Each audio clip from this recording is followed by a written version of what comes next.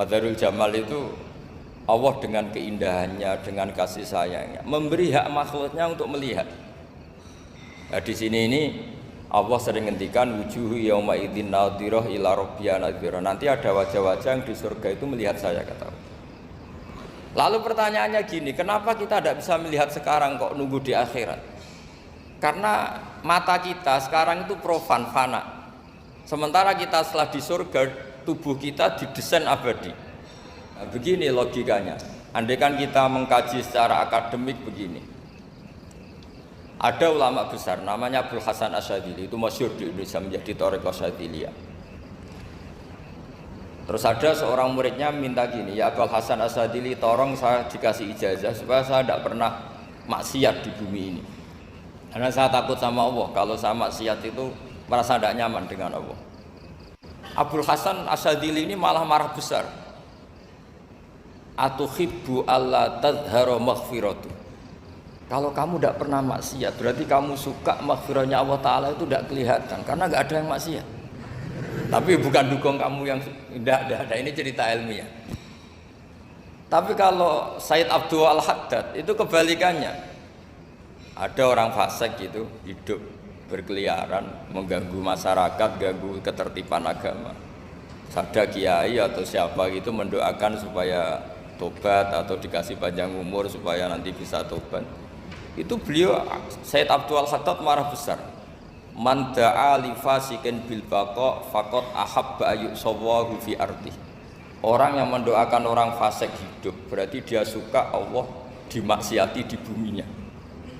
Jadi akhirnya jadi kutub besar, yang satu Sadziliyah, yang satu Haddadiyah. Kenapa ya? Karena tadi yang satu cerminan Nabi Isa, yang satu cerminan Nabi Yahya. Sebagaimana sabda Rasulullah tadi, ulama ummati ka'ambiyai bani Israel. Juga masyhur dalam aplikasi pengajaran juga gitu. Masyhur sekali dalam kitab-kitab diceritakan. Kalau Sayyid Abdul Haddad, kalau ada orang sowan itu, kamu ngaji sama siapa? Sama si A gitu. Pernah nangis gak pas ngajar? Gak pernah. Udah enggak terus, enggak usah diterusin ngaji orang seperti itu. Hatinya atas ya, wong ora iso nangis gitu. Tapi kalau Abdul Hasan Asyadzili kebalikan, kamu ngaji sama siapa? Sama si A. Pernah tertawa enggak kalau ngaji? Enggak pernah. Udah, enggak usah ngaji sama orang itu. Orang enggak bisa syukur. Jadi itu manhaj besar. Nah, akhirnya orang-orang kayak kita ini enggak jelas semua, nangis ya bisa, syukur, guyu ya bisa. Cuma celakanya kalau kita nangis karena tidak punya uang, kalau guyu karena punya uang, itu masalahnya. Tapi kalau wali-wali dulu enggak, kalau senyum ya karena saking yakin rahmatnya Allah itu wasiat rahmatu. Kalau nangis ya karena takut azabnya Allah.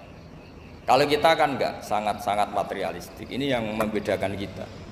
Sebenarnya nangis dan senyum itu satu keharusan karena Allah punya madharul jalal. Ketika Allah dengan sifat keagungannya, maka kita ini seorang Jawa serako bersenyum.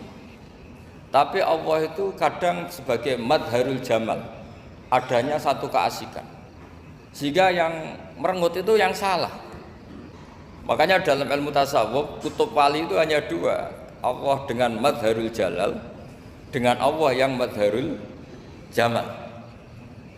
Contoh madharul jalal misalnya gini, ketika Nabi Musa ingin melihat Allah, saking kangennya ingin melihat Allah, Rabbi arini anggur ilaik, ya Allah saya beri hak untuk melihat engkau.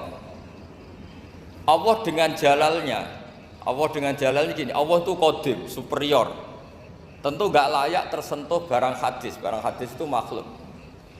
Sehingga ketika falam matajalla rabbuhu lil jabali ja'alahu dakka wa kharra Musa sa'iqa, sehingga gak levelnya, apapun hebatnya Nabi ini tetap makhluk, sementara Allah itu qadim.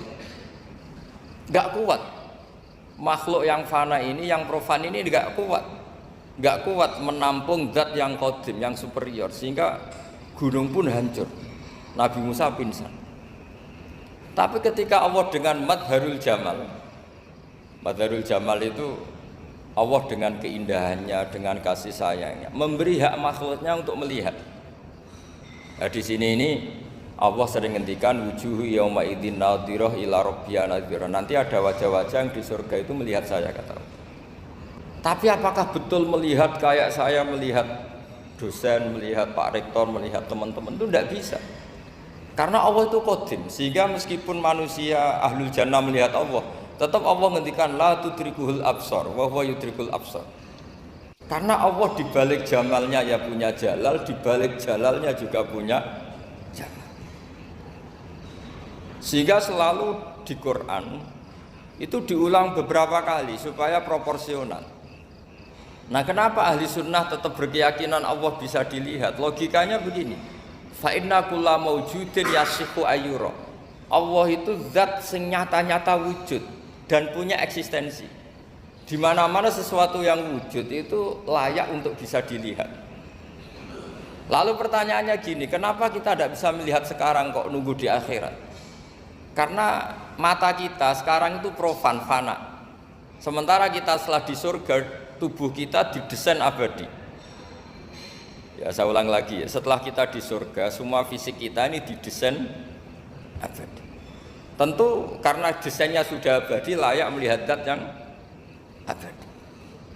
Tapi pertanyaannya, kenapa tidak bisa ikhatoh, tidak bisa melihat sampai faham la tudrikul absar?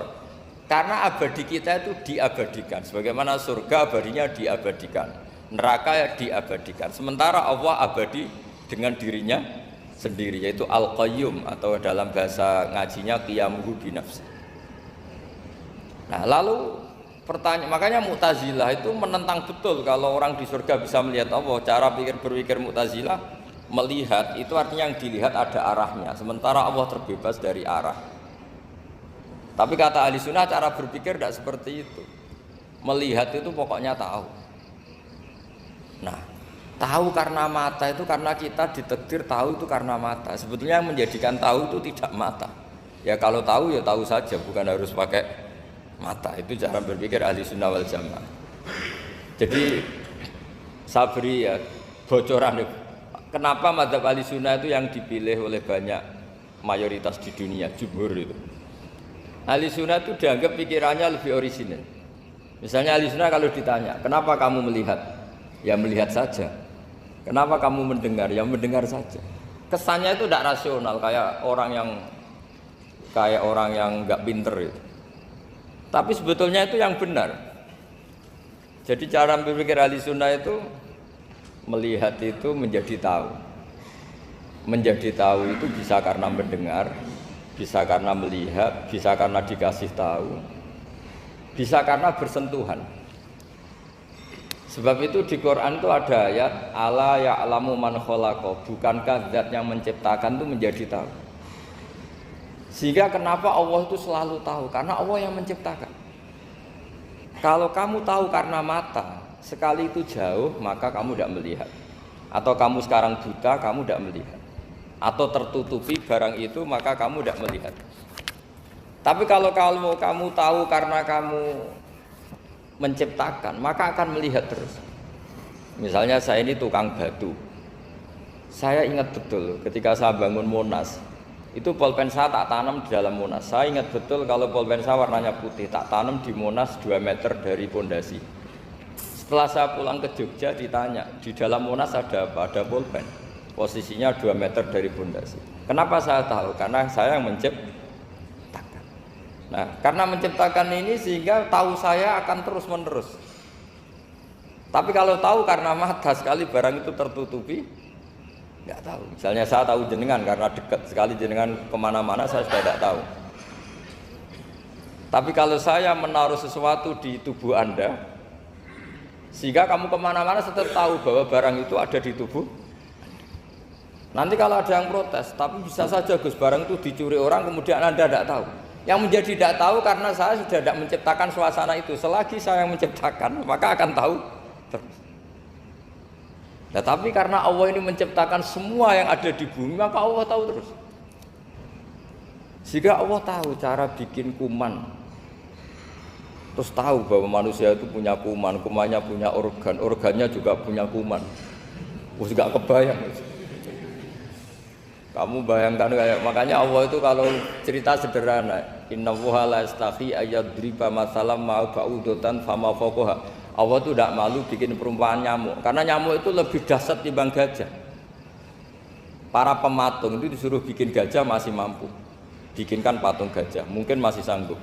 Tapi kalau tak suruh bikin patung nyamuk, nggak usah bikin hidup, patungnya saja sekecil itu. Padahal nyamuk kecil itu punya organ tubuh. Lalu bikinnya organ tubuh nyamuk itu kayak apa sih? Organnya punya kuman, kumannya punya organ, organnya juga punya kuman. Sehingga orang-orang alim itu baca nyamuk itu lebih jadi ayat Allah ketimbang melihat dinosaurus. Tapi sekarang orang itu nggak tertarik ceritanya. Jadi beda perasaannya orang alim sama orang awam. Kalau orang awam tuh melihat mukjizat kan yang dasar-dasar kayak dinosaurus, gajah, wow gitu. Kalau orang alim enggak, malah melihat nyamuk. Kealiman seperti itu terjaga di umatnya Muhammad, di umatnya Rasulullah Muhammad SAW. Karena ketika umat ini enggak ditunggui para nabi, itu Allah menjamin Muhammad